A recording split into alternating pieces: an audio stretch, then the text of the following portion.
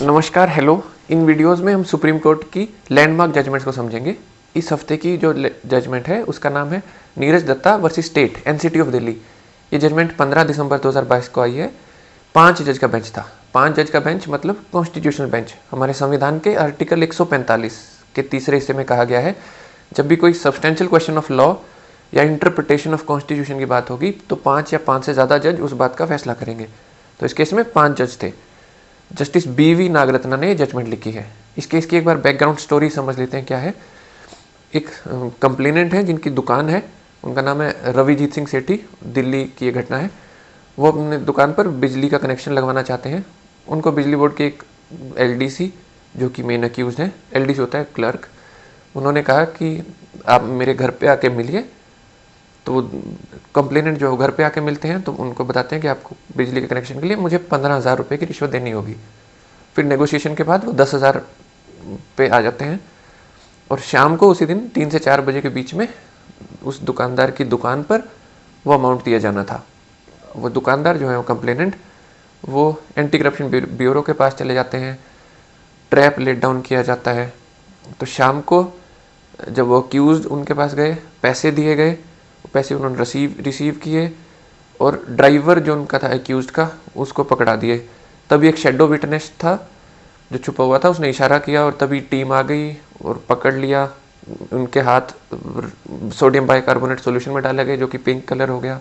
एक केमिकल होता है फिनाइल फिथोलाइन, जिसको नोटों पे लगाया जाता है, जिससे आप वो बाद में सोडियम बाइकार्बोनेट के सॉल्यूशन में डालोगे तो आपका रंगे हाथ पकड़े जाना बोलते हैं जिसको, शायद तभी वो मुहावरा है।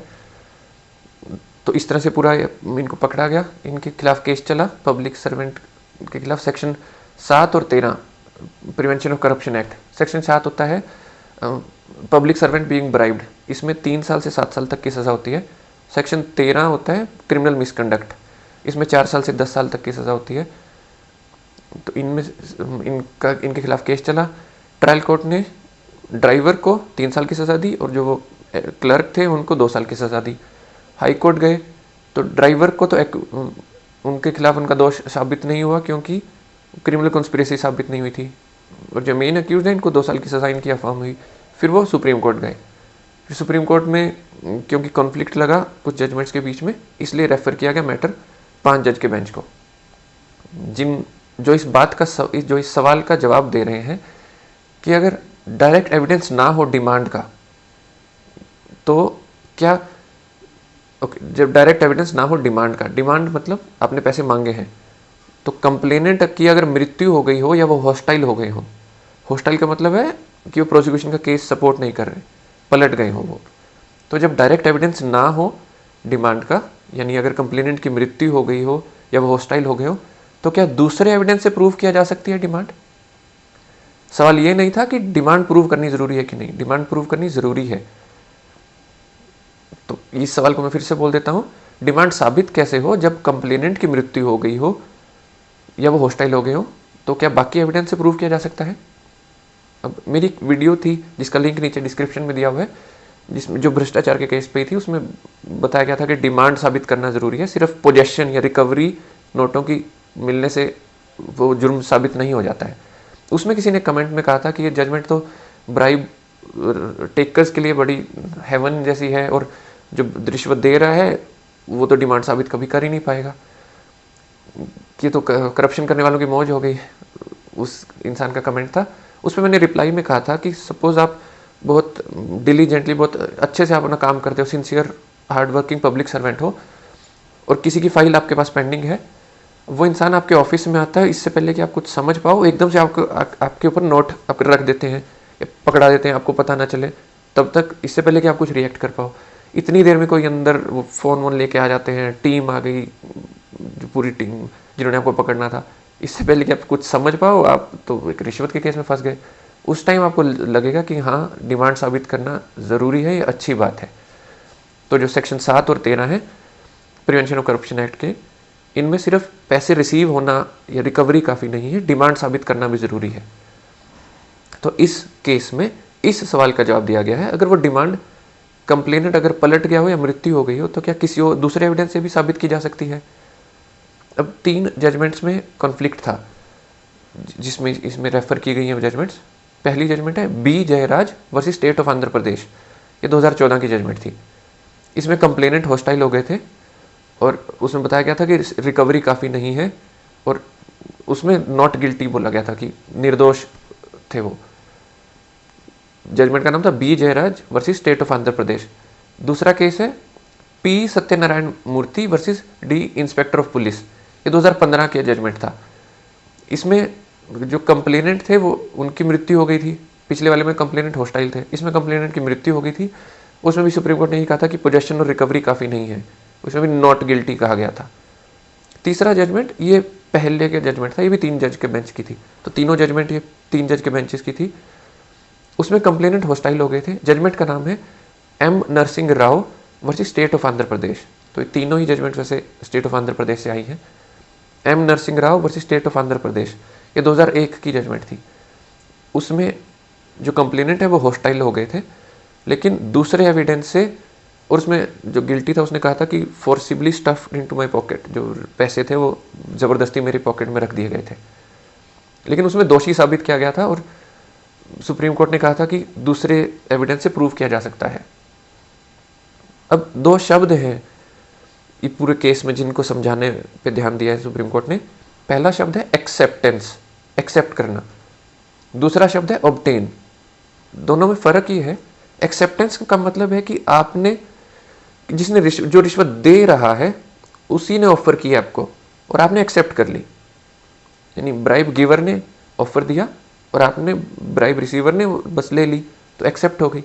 ऑब्टेनमेंट में जिसने रिश्वत वो लेनी है उसी ने कहा है कि मुझे पैसे दिए जाएं, दूसरा वो ऑफर एक्सेप्ट करता है और वो फिर पैसे देता है और आप रिसीव करते हो। ये दोनों में फ़र्क है, एक्सेप्टेंस और ऑब्टेन। एक्सेप्टेंस में ब्राइब गिवर की तरफ से ऑफर आता है और ऑब्टेनमेंट में आप ही बोलते हो मुझे पैसे दिए जाएं और दूसरा बोलता है कि ओके मेरे को मंजूर है, और वो फिर पैसे देते हो और आप रिसीव करते हो। तो ये फ़र्क है इनमें। तो सुप्रीम कोर्ट ने आखिर में इन चीज़ों को कैसे समझाया और कैसे बोला कि एविडेंस को कितना कैसे साबित होगा, सुप्रीम कोर्ट ने आखिर में कंक्लूड करते हुए 3-4 पॉइंट्स समझाए हैं, जो मैं पॉइंट्स आपको समझा देता हूँ। तो सुप्रीम कोर्ट ने कहा कि जो प्रूफ ऑफ डिमांड है वो ज़रूरी है और एक्सेप्टेंस बाय पब्लिक सर्वेंट, तो दोनों चीज़ें ज़रूरी है। प्रूफ ऑफ डिमांड भी होना चाहिए और एक्सेप्टेंस बाय पब्लिक सर्वेंट, ये दोनों चीज़ें ज़रूरी हैं सेक्शन 7 और 13 में क्राइम साबित करने के लिए, ऑफेंस साबित करने के लिए डिमांड प्रूव करनी ज़रूरी है, ये सुप्रीम कोर्ट ने कहा। फिर सुप्रीम कोर्ट ने कहा कि डायरेक्ट एविडेंस से साबित की जा सकती है, यानी कंप्लेनेंट डायरेक्टली साबित कर सकता है, ऑरली गवाही से या डॉक्यूमेंट्री एविडेंस से, कागज़ों के थ्रू। तो डिमांड साबित करनी तो ज़रूरी है, वो बात तो पक्की है। तो या तो आप डायरेक्टली ऑरल एविडेंस से करोगे या डॉक्यूमेंट्री एविडेंस से करोगे। लेकिन फिर सुप्रीम कोर्ट ने कहा कि सर्कमस्टेंशियल एविडेंस से भी डिमांड साबित की जा सकती है। तो ये इस जजमेंट में बड़ी बात बताई गई कि सर्कमस्टेंशियल एविडेंस से भी डिमांड साबित की जा सकती है उस केस में अगर कंप्लेनेंट हॉस्टाइल हो गया हो या उनकी मृत्यु हो गई हो। तो सुप्रीम कोर्ट ने बोला कि 2 चीज़ों का ध्यान रखा जाए। पहला कि अगर ब्राइब गिवर की तरफ से वो ऑफर आया हो और पब्लिक सर्वेंट एक्सेप्ट करे, ये सेक्शन 7 में आएगा, इसको एक्सेप्टेंस बोलेंगे। इसमें डिमांड साबित करनी ज़रूरी नहीं है क्योंकि डिमांड हुई ही नहीं, ये ब्राइब गिवर की तरफ से ऑफर आया है और पब्लिक सर्वेंट ने सिर्फ एक्सेप्ट किया है, ये सेक्शन 7 में होता है। दूसरा, पब्लिक सर्वेंट जब डिमांड करे और ब्राइब गिवर एक्सेप्ट करे, फिर वो पैसे दे और ब्राइब फिर ली जाए पब्लिक सर्वेंट द्वारा, तो इसको ऑब्टेनमेंट बोलेंगे।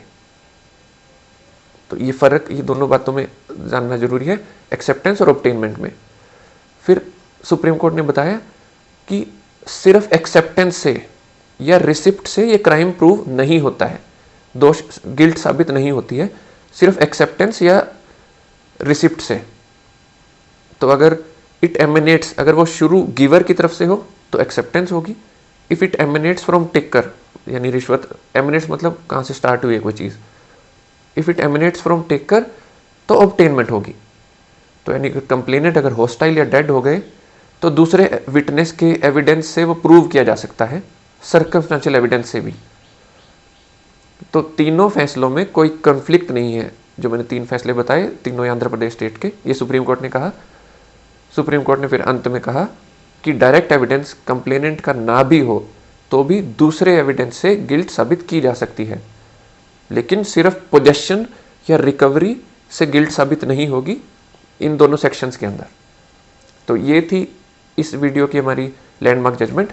हम एक और लैंडमार्क जजमेंट को आपके साथ समझेंगे। नमस्कार, धन्यवाद, थैंक यू।